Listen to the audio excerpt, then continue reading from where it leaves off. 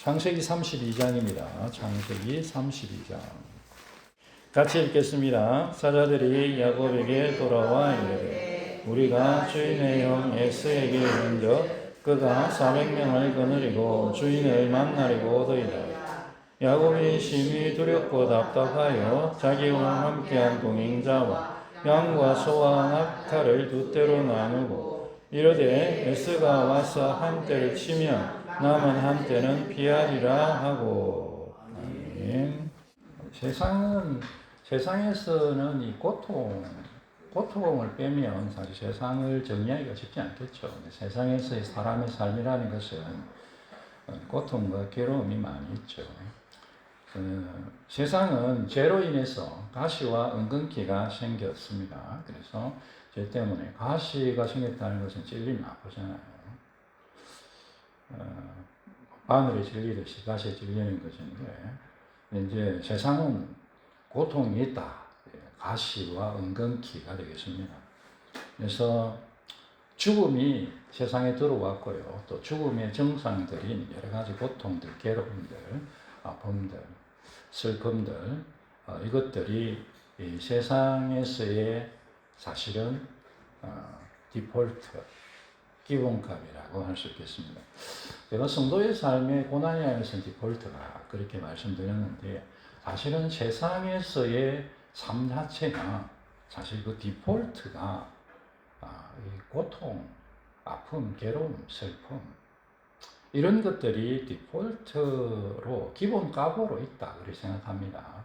그것이 없는 것을 유토피아라고 하는데, 유토피아는 만들 수 없죠.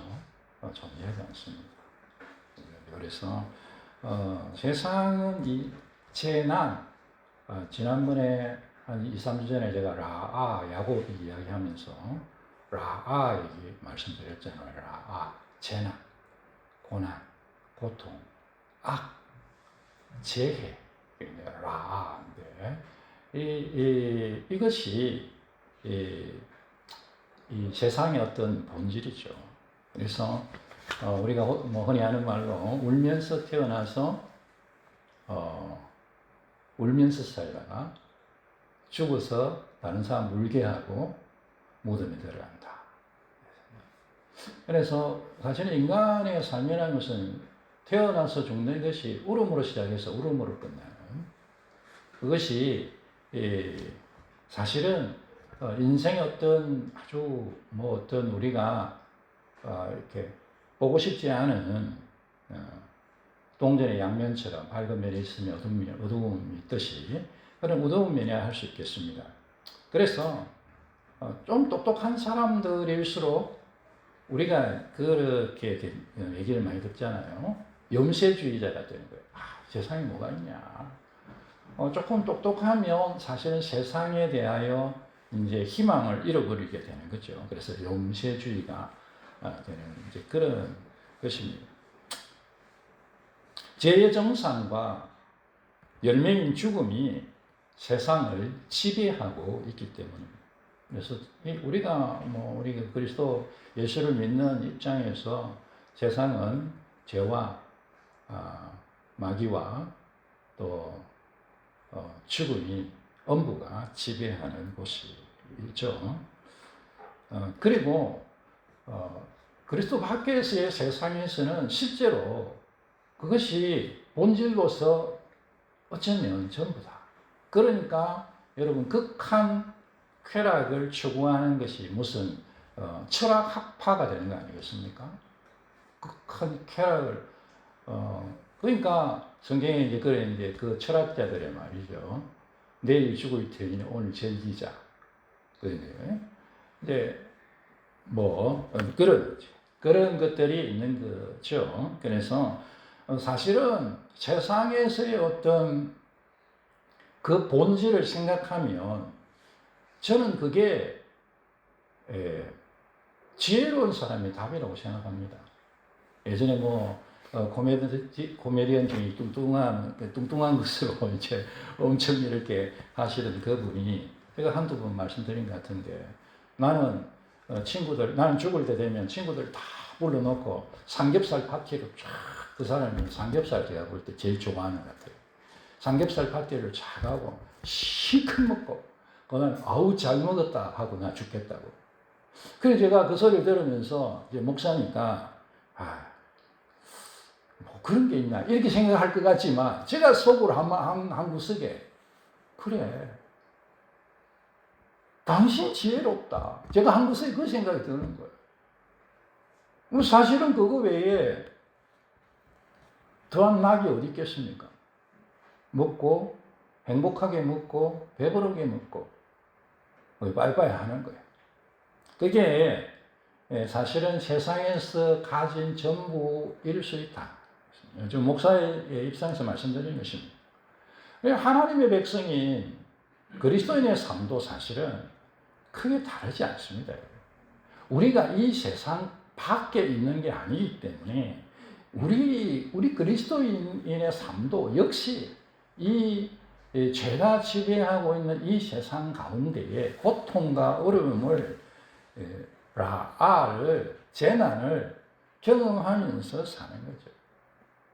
뭐 해가 햇빛이 비치면 예수 믿는 사람도 햇빛을 맞는 것이고 예수 안 믿는 사람도 햇빛을 맞는 것이 여름에 짱짱한 햇빛이 찌는데 뭐 예수님 믿는 사람의 뭐 머리 위에는 구름이어서 햇빛을 가려주고 그런 게 아니잖아요. 뭐 비가 오면 예수 믿는 사람도 비를 맞고 예수님 안 믿는 사람도 비를 맞고 그런 거지. 바람이 불면 나뭇잎이 흔들리는데 과목도 흔들리고 잡목도 흔들리고 그런 거예요. 산에 가면은 뭐 과목이 좀 별로 없죠. 대부분 잡목이지만 그러나 바람이 불면 뭐 과목이라고 야 너는 귀한 나무야. 100그루 중에 한 그루도 안 되지. 야 너무너무 귀한 과목이 산에 가보십시오. 과목이 얼마나 귀합니까? 과일이 열리는 나무 과목. 그래서 산에서 과일 열리는 나무가 있습니다, 여러분. 근데 너무너무 희귀해요. 그러니까, 근데 뭐, 너는 너무너무 희귀하고 귀하니까 이 큰 산에 몇 그루 없지. 그러나 바람 불면 걔도 흔들립니다. 태풍이 오면 걔도 뽑힙니다. 그래서, 우리 인생사가 하나님의 백성들에게도 마찬가지로 어려움이 있다는 것이죠. 그런데 여러분, 우리가 성경에서 하나님의 섭리를 믿고 하나님의 은혜를 믿는데 우리 하나님의 백성들에게는 세상 사람들과 똑같은 상황 가운데 어려움을 당하지만 어쩌면 그것보다 더 많이 더 고통스럽게 지나가야 될 일들이 있죠. 그리스도인으로서 세상에 당하는 세상에서 있는 죄의 이 고통 플러스 믿음의 삶으로 십자가를 지고 가야 될 일들이 있습니다. 그러나 그런 세상 속에서의 고난과 고통, 재난 그것은 그리스도인들에게는 하나님의 섭리 가운데 선을 이루어 간다는 것입니다. 하나님의 구원이 이루어지게 해주시는 거예요. 하나님의 놀라운 이 하나님의 하나님 되심을 제가 우리 신학을 가지고 있는 우리 개혁 신학을 갖고 있으면서 깨달은 너무 소중한 내가 장로교 목사라는 게 어떨 때는 아니었으면 좋겠다 싶더라도 다시 생각 내가 장로교 목사인 게 너무너무 좋아. 이 신학을 받았으니까 거기에서 깨닫는 거 이거거든요. 전능하신 하나님께서 심지어 죄와 악까지 하나님의 백성들을 위한 도구로 사용하시는 거예요. 우리가 볼 때는 저기 무슨 소망이 있겠나? 아무 소망이 없다. 그러나 거기에 하나님의 섭리 가운데 소망의 역사가 있다라는 거예요. 믿으시기 바랍니다. 세상의 이 고통 가운데 하나님께서 그 모든 것을 하나님의 백성인 우리들에게 하나님의 자녀인 우리들에게 하나님의 선을 이루는 도구라. 물론 그 과정은 쉽지는 않습니다만 세상에 쉬운 게 어디 있겠어요. 쉬운 거 없어요. 쉬운 거는 안 좋은 것들이나 뭐 쉽지. 심지어 뭐 노는 것도 안 쉬워요. 여러분. 한번 놀아보십시오. 쉬운가. 별로 쉬운 일이 없어요. 근데 좋은 거는 더 어렵지. 좋은 약은 입에 쓰죠. 좋은 말은 귀에 듣기 싫습니다. 그래서 쉬운 건 아니에요. 그러나 하나님께서 그 일들을 이루어 가신다. 우리가 붙들어야 될 은혜. 우리가 꼭 잊지 말고 끝까지 붙들어야 돼요. 하나님께서 내가 무슨 상황에 있든지 어떤 형편에 있든지 하나님께서 나를 지키신다. 나는 하나님의 손 안에 있다. 꼭 기억하시고 붙드시기 바랍니다.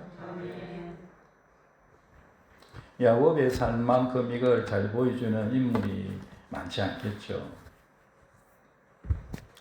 산 넘어 산이라고 그런 얘기를 하는데 야곱의 인생 그야말로 산 넘어 산인 인생이었습니다. 그런데 오늘 본문도 산 넘어 산인데 이 산도 그냥 노력하고 고생이가 넘어갈 수 있는 산이 아니에요.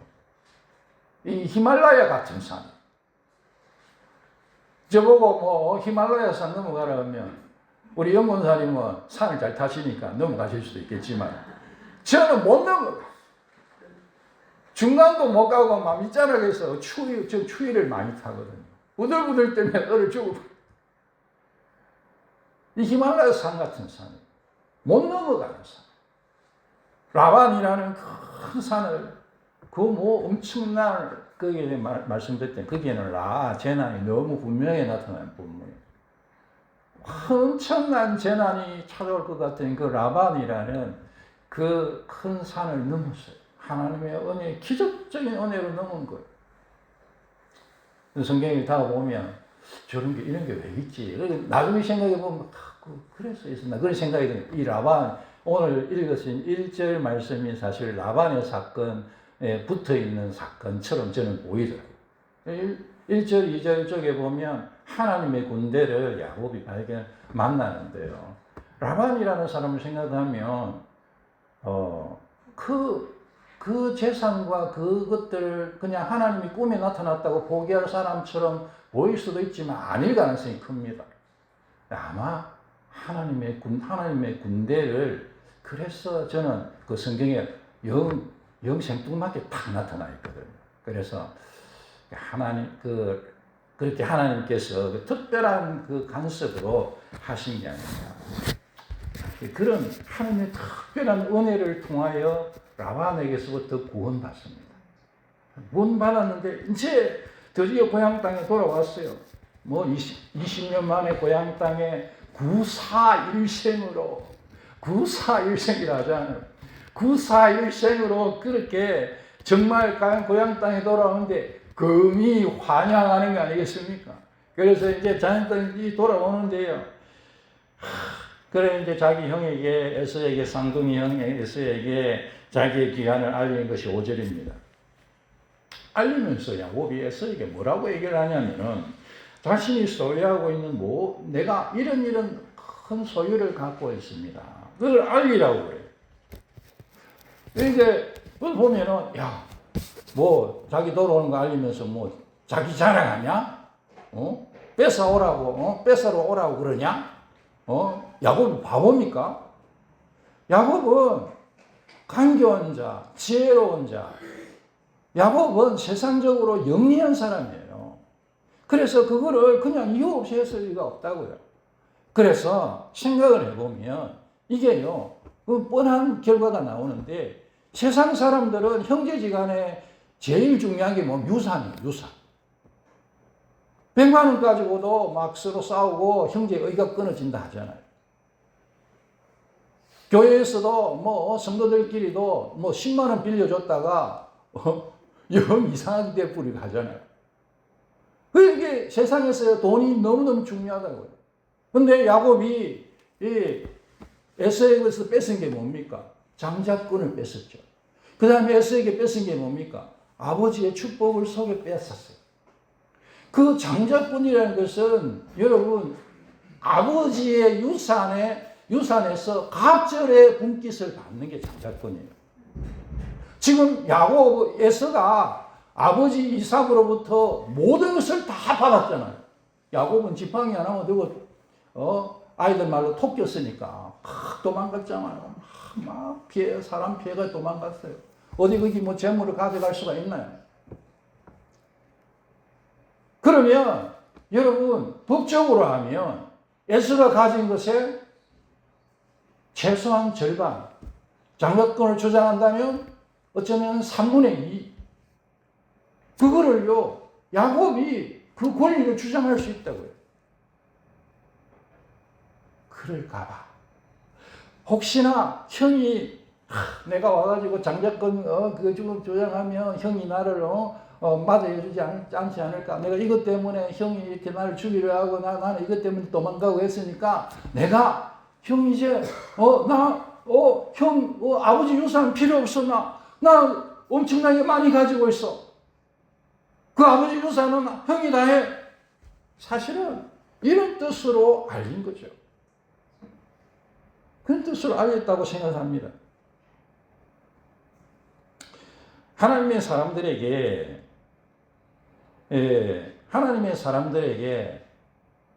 많은 경우에 있어서 뭐 다 그런 건 아니지만 세상의 것은 필요 없습니다. 하나님께서 다 채워주세요. 나는 뭐 받은 유산이 없는데 우리 아빠는 가난해가지고 우리 아빠는 가난해서 받은 유산이 없는데 나는 어떻게 살아? 걱정하지 마십시오. 하나님 살게 하세요.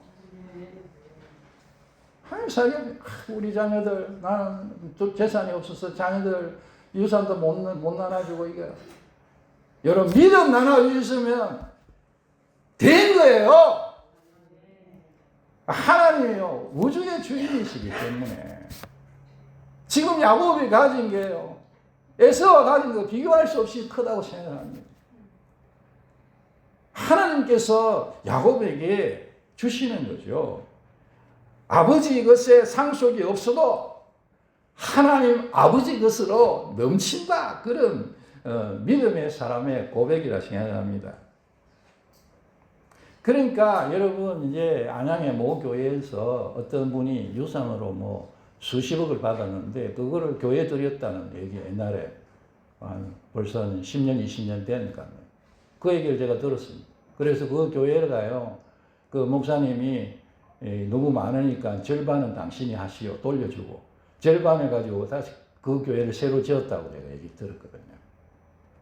아마 아시는 분도 있을지 모르겠어요. 세상에서는 그게 가능합니까? 세상에 불가능해요. 그런데 이 마음속에 나는 이 아버지의 유산 수십억이 없어도 나는 하나님 아버지 주시는 것으로 충분해. 이 믿음이 있는 사람들이 세상에 있습니다. 그리고 하나님께서 우리와 우리 자녀들에게도 그렇게 해주실 줄 믿으시기 바랍니다. 하나님이 그렇게 하십니다. 근데 이제 에서가 이 얘기를 듣고서 아이고 그렇구나 아이고 그래 이제 하면서 이제 좋은 마음 가지고 와야 되는데 여러분이 에서가요 그 소식을 듣고서는 400인을 거느리고 온다는 소식을 이 소식을 전하러 간 사람을 통해 듣습니다. 이 400인은 군대입니다. 군대도 그 당시로서는 막강한 군대였어요. 아브라함이 롯을 찾으러 왔을 때에 그 군대가 318명. 그것도 이웃에 있는 사람과 연합해가지고 갔는데 318명의 군대였습니다. 에스로부터 수백 년이 지나서 광야의 다윗에게 모인 군대가 400, 600이었습니다. 그러니까 지금 이 에스의 이 400명은 군대입니다. 군대도 강한 군대. 당시 형편을 봤을 때. 세월이 지난다고 해결되는 일들이 있지만 해결이 안 되는 것들도 있습니다. 야곱이 에스를 피한 지 20년이 지났습니다. 20년이 지났으면 저는 이틀만 지나도 이틀 전에 뭐 했는지 요새 가물가물하는데 여러분을 생각나세요? 20년이 지나면 잊어버릴 것 같은데 해결 안 되는 거예요. 나이가 들면 해결되는 것이 있습니다. 저도 나이가 들어보니까 뭐 이런저런 생각이 듭니다. 많이 드는 건 아니지만 저도 어느덧 60이 다 돼가더라고요. 깜짝 놀랐는 거예요. 약봉투를 지난번에 강의 들어 약을 탔는데 약봉투에 김성은 57세 이렇게 적혀있어요. 저 그때 충격받았어요. 하여간에 나이가 들면 조금씩 무뎌지는 것도 있고 해결되는 것도 있습니다. 그런데 나이가 든다고 해결이 안 되는 게, 여러분 에서와 야곱의 지금 나이가 대충 몇 살입니까? 대충 98세예요. 97세 정도, 96세에서 98세 사이 정도로 추정됩니다, 지금. 거의 100세가 다 됐어요. 해결이 안 되는 거예요. 용서하고 이해할 것 같지만 오히려 세월이 지나고 나이를 먹는데 더 깊은 갈등의 골이 깊어져 있다는 것입니다. 참 안타까운 일이죠. 우리가 세월이 지나면 어지간한 상처는 내가 용서할 수 있으면 용서하십시오. 어지간한 상처가 도무지 용서가 안 되면 어쩌겠습니까? 계속 하는 용서 안 됩니다. 안 됩니다. 이렇게 기도하셔야 돼요. 저것만 생각하면 때려 죽이고 싶어요. 때려 죽이고 싶어요. 하나님 앞에 그러셔도 됩니다. 하나님 그래 하십시오. 하나님 앞에 그래 하십시오. 성경에 다윗도 그러고 믿음의 사람들 다 그랬어요. 그러나 할 수만 있으면 세월이 지나면 아이고 지도 어려웠겠지. 그러고 용서하십시다. 용서합시다. 물론 우리가 자기가 사과도 안 하는데 용서를 안 구하는데 하나님 앞에서 해결되면 좋고 아니면 그냥 그 관계에서 지내도 된다 생각해요, 제가. 그러나 할 수만 있으면 용서하고 사랑하고 그게 오히려 나에게 훨씬 유익합니다. 내 속에 그게 있으면 선뿌리가 되기 때문에. 에서가 이 야곱을 향하여 이 더 큰 갈등이 깊어졌는데 아마 이 400명을 끌고 오는 이 에서의 마음은 드디어 이 날이 오긴 하는구나. 이야, 1년 2년 기다리기 힘들었다 내가 이래봬도 이런 사람이야. 20년을 기다린 사람이야. 마음껏 피의 목숨을 누리자. 그때 내가 못 잡은 것, 이 마음껏 한번 내가 해보겠다. 사실 여러분, 이 책임이 야곱에게만 있습니까? 아니에요, 여러분. 에서가 하나님의 복을 우습게 알았어요. 그래서 성경에서는 망령된 자다. 무슨 말이에요? 미친놈이다. 그랬다는 거예요. 하나님의 복을 우습게 여겼어요. 자기 책임이 큽니다, 사실은. 그런데 모든 책임을 야곱에게 다 돌리면서 야곱을 공격하여 죽이려고 하는 것이죠. 어쨌든 이제 야곱은 죽게 되었고 망하게 되었습니다. 모든 것을 잃어버리게 되었습니다. 100년 가까이의 인생을 하나님의 복만을 바라면서 온갖 고생을 했고 이제 하나님의 은혜와 복으로 조금 살만하게 되었다고 생각하는데요. 아이들도 지금 그 11명의 아들들이 다 여러분 계산을 해보면 14세 미만이에요. 얼마나 귀엽겠습니까? 그 다음에 딸들도 있었을 것이라고 추정합니다. 그 딸들도 다 여러분 10살, 10살 미만이었겠죠. 그런 아이들을 보면서 이 아이들이 다 죽임을 당하게 생긴 거예요. 죽거나 잡혀가거나 포로가 되거나 그렇게 되는 거 아닙니까? 그 상속자를 남겨두겠습니까? 세상적으로 봤을 때. 그 사랑하는 아내 라헬, 다른 아내들 다 마찬가지입니다. 욕을 당하거나 죽임을 당하게 됩니다. 그게 망하게 된 것입니다. 이럴 때에 야곱이 하고 있는 여러 가지 모습들이 오늘 성경에 읽진 않았지만 기록되어 있습니다. 야곱이 심히 두려워하고 답답해합니다. 그 감정을 그대로 받아들이는 거예요. 그냥 정직하게 내 감정과 내 상황을 받아들이는 것이 중요합니다. 그리고 야곱은 도망 계획을 짭니다. 두 무리를 나누어서 한 무리를 공격하면 이 짐승들이 많으니까 그 짐승들이 흩어지면 안 되잖아요. 그러니까 그거를 이제 획득하기 위해서 시간이 걸리게. 이 지혜로운 계획입니다. 아주 그렇지만 지혜로운 계획이에요. 짐승떼가 크니까 그 짐승떼를 400인이라도 그걸 다 이렇게 통제하는 거 시간이 걸리잖아요. 그럴 때에 한쪽 떼는 도망간다. 절반을 희생시키고 절반을 살겠다. 물론 자기는 어디 있을까요? 도망가는 편에 있겠죠. 도망가는 편에. 아직은 허벅지 관절이 빠지기 전이기 때문에 옛날에 도망가는 이력이 있잖아요. 형한테도 막 도망가는 이력이 있기 때문에 자기 이제 나는 아이들 말고 토끼면 돼. 이제 이렇게 이제 절반을 희생하자. 그리고 하나님의 약속의 말씀을 붙들고 기도합니다. 그 9절에서 10절인데요. 하나님의 말씀이 있고 믿음도 있고 체험도 있는 야곱입니다. 그래서 기도하고 있는 것을 볼 수 있습니다. 그 다음에 야곱은 선물을 또 조금 안 좋은 뉘앙스로는 뇌물을 에서에게 보냅니다. 에서에게 보내기 위해서. 이 선물을 주면 사람 마음이 약간 이렇게 부드러워지잖아요. 그러니까 이제 그 선물 공세를 벌이는 것입니다. 선물을요, 마리수를 세어보니까 550마리예요. 550마리. 선물이 엄청나죠.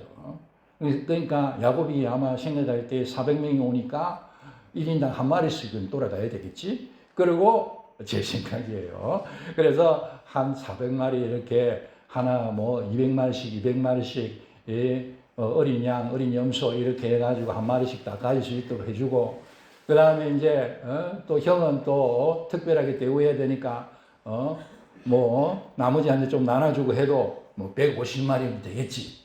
그렇게 이제 생각한 것 같아요. 550마리. 엄청나죠. 550마리. 이게 궁여지책들이죠. 궁여지책이라 하잖아요. 궁여지책들입니다. 지혜로운 행동이긴 한데 큰 믿음은 안 보입니다. 야곱은 하나님을 온전히 의뢰하고 있지 않습니다. 아직까지.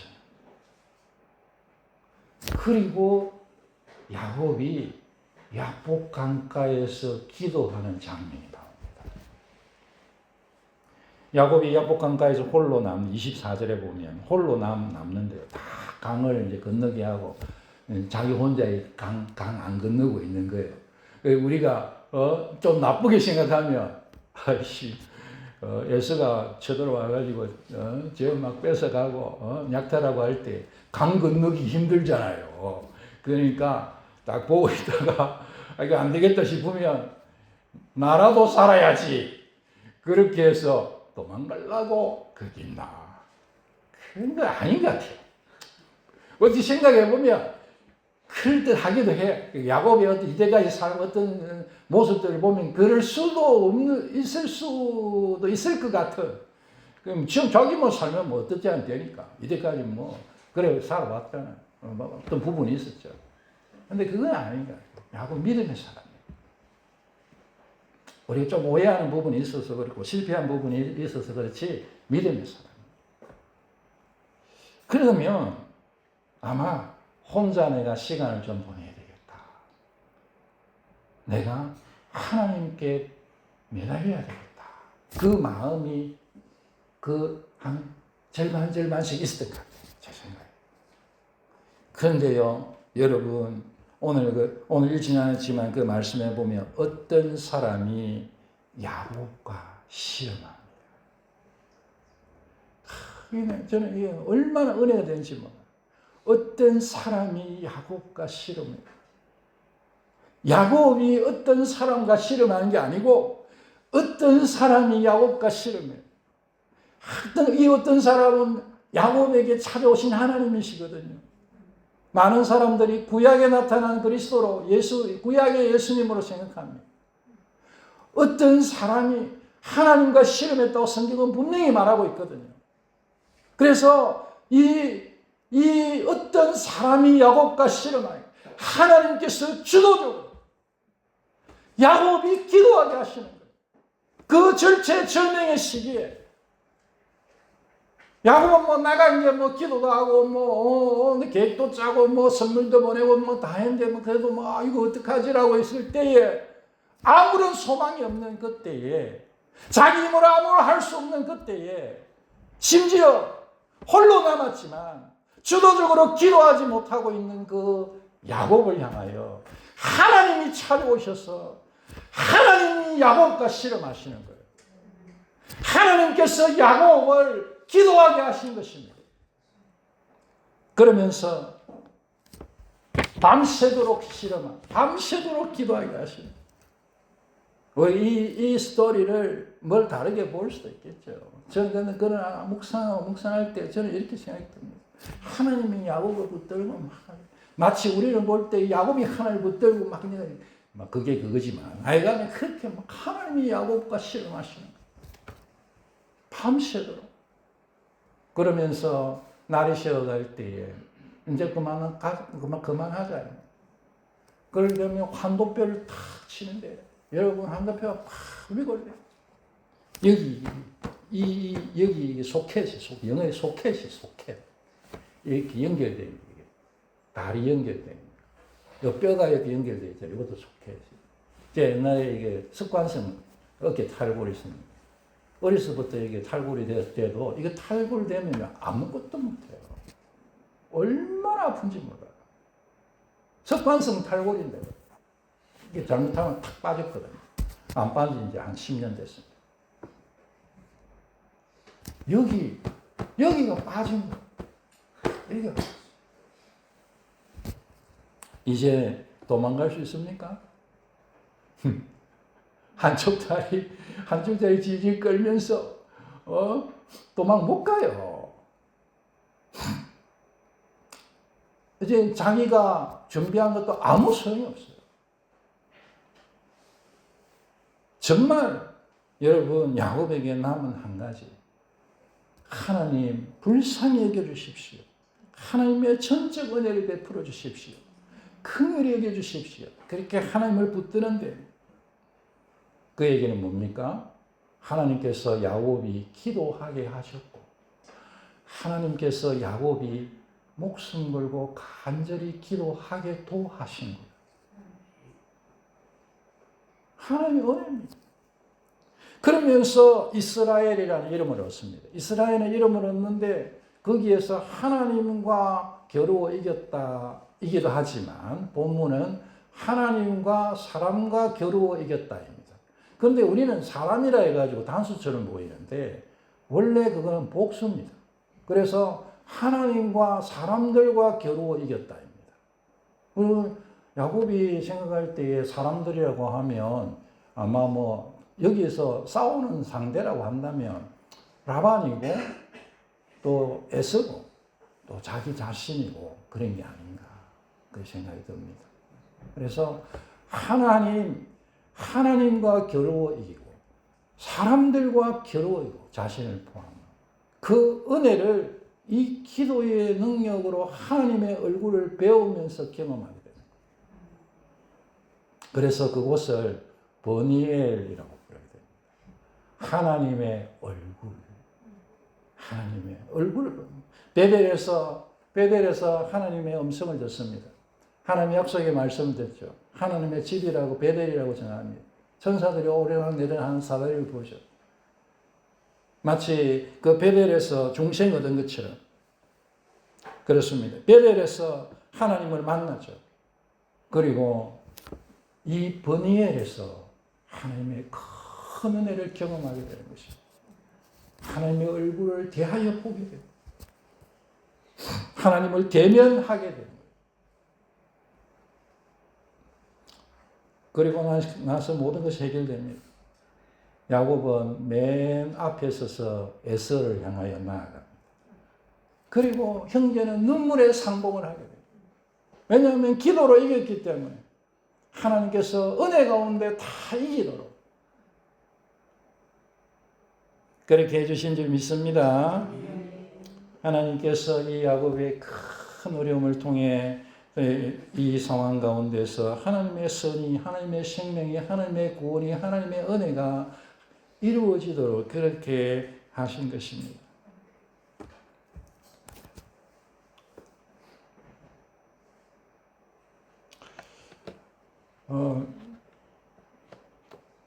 여러분 예수님이 오실 것이라고 믿으세요? 이번 주간에 이런 책이 한 번씩 이런 책이 저한테 와요.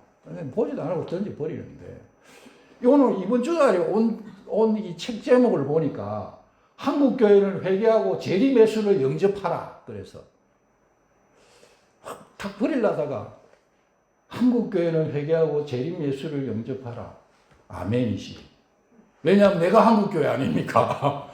내가 한국 교회고 내가 회개해야 되고 재림하신 예수님 영접해야 되고 그러니까 아멘. 이러고 이제 그래서 한번 열어보자 하고 열어봤어요. 우리 예수님 사진을 올려놨어. 예수님 사진, 재림 예수 사진을. 나 정말로 서대문 교도소에서 운명하셨대요. 예수님이.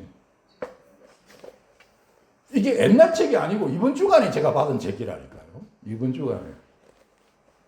제가 너무 기가 막혀서 이거 한번 보여드리려고 합니다. 이게 우습죠. 근데 뭐 이거 따르는 사람도 있으니까 이 책을 해서 이 조그마한 우리 교회까지 이거 보냈겠지. 가격을 12,000원이라 적어놨는데 이게 요새 책값 비싸가지고. 참 기가 막히게 코가 막힌 일이죠. 그런데 여러분, 주님의 오심은 저는 세상 언제보다 가까운 거 틀림없고, 그리고 우리가 주님이 오시겠나? 지금 이 생각 다 하시잖아요. 이럴 때 주님 오시는 거거든요. 우리가 그건 모르는지 늘 건신하게 깨어 있어야 되지만, 요즘 그 AI 시대를 보면서 저는 자꾸 염려가 됩니다, 여러분. AI가 사람과 말하게 됐다는 게 얼마 안 됐는데, 사람보다 똑똑한 AI가 나온다 그러죠. 요한계시록에 보니까 용이 나오고 짐승이 나오고 짐승의 우상이 나오는데, 짐승의 우상은 신의 형상이 우상입니다. 하나님께서 사람을 하나님의 형상으로 만들었잖아요. 그러니까 사람은 사실 하나님의 우상이에요. 그런데 짐승의 우상은 짐승이 만든 짐승의 형상이에요. 근데 그 짐승은 인간을 상징합니다. 인간의 권세를 상징하거든요. 인간의 나라, 인간의 권세, 인간의 권세자 짐승입니다.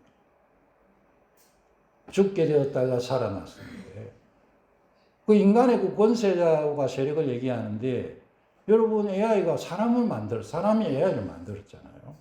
근데 AI가 말을 해요. 그래서 성경에 보면 짐승의 우상에게 생기를 주어 말을 하게 한다고. 계시록 13장에 그렇게 나와 있어요. 예전에 그걸 읽었을 때는 이게 무슨 비유인 모양이다. 그 생각이 들었어요. 비유인 같다. 무슨 이렇게 만들어서 어떻게 사람이 생명을 창조할 수 있겠나. 제가 그 생각을 했어요. 근데 요즘 얼핏 저는 굉장히 이렇게 위험하게 느껴지는 거예요. 마치 인간이 창조주가 된 것처럼 착각하는 인간들이 분명히 나올 거예요. 그리고 매매를 못하게 하고 경제활동이 어렵게 하고 절대적인 통제를 가하게 하는데, 지금 엄청나게 CCTV 같은 거 다 철저하게 통제하는 나라도 있잖아요. 거기에 AI가 들어간다고 생각해 보니까 앞으로 우리 그리스도인들의 삶이 앞으로 어떻게 될까? 우리 경각심을 가져야 되지 않겠나? 정말 주님 오실 때가 다 되었구나. 사람보다 똑똑한 기계가 여러분 이해가 되세요? 여러분들은? 더 이상 인간이 만물의 영장이 아닌데요.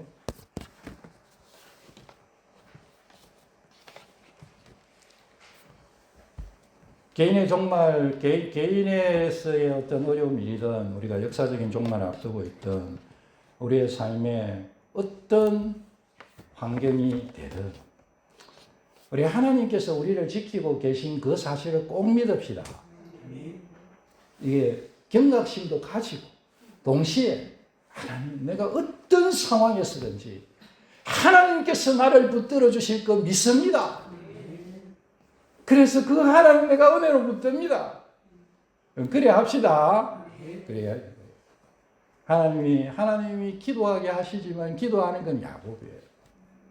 하나님이 우리에게 은혜 베풀어 주시는데 그 은혜를 받고 하나님의 앞에 헌신하는 건 우리입니다. 하나님, 내가 하나님의 큰 은혜 가운데 신실하게 주님 뒤를 따라가게 해주십시오. 주님 바라보도록 하십시오.